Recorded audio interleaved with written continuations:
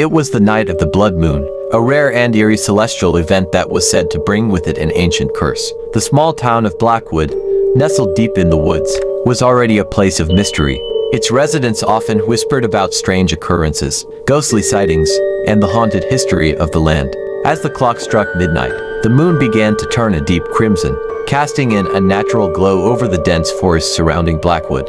The wind howled through the trees, and an unsettling silence fell over the town. In the town's old graveyard, tombstones lay broken, and the earth seemed to stir. Evelyn, a young woman who had recently moved to Blackwood, stood by her window, staring at the eerie spectacle in the sky. She had heard the legends, but she didn't believe them. The townspeople spoke of a curse that had plagued the town for centuries, one that was said to be strongest during the blood moon. Evelyn's curiosity got the better of her, and she decided to take a walk through the town. As she passed the old, crumbling church at the edge of the cemetery, she felt a chill run down her spine. The door was ajar, creaking in the wind, as though inviting her in. Her heart pounded in her chest. The church was dark and cold, with only the faintest light from the blood moon filtering through the stained glass windows. She walked deeper into the church, her footsteps echoing in the silence. In the center of the room, an ancient altar stood, covered in dust and cobwebs. Suddenly, the door slammed shut behind her, and the room grew colder. A whispering voice filled the air, so faint at first that she thought it was just the wind. But as she turned to leave, the whisper grew louder, clearer, and it was unmistakable. It was calling her name.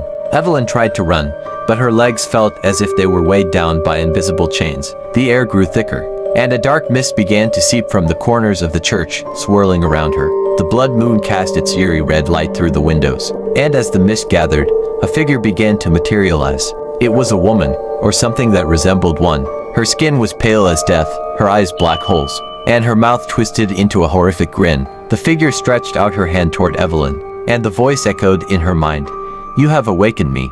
Before Evelyn could react, the ground beneath her feet began to tremble. The walls of the church cracked, and from the fissures, skeletal hands reached up, pulling themselves out from the earth. The once peaceful graveyard had become a battleground, with the dead rising to reclaim the land.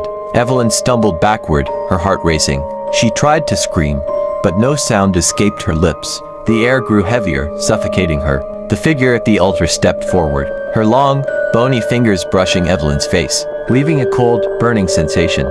"Your blood will be the price," the figure whispered, and in that moment, Evelyn understood. She had unknowingly triggered the curse. The blood moon was a portal, a time when the ancient spirits could rise from their graves. The ritual had been interrupted centuries ago, but now, it was complete.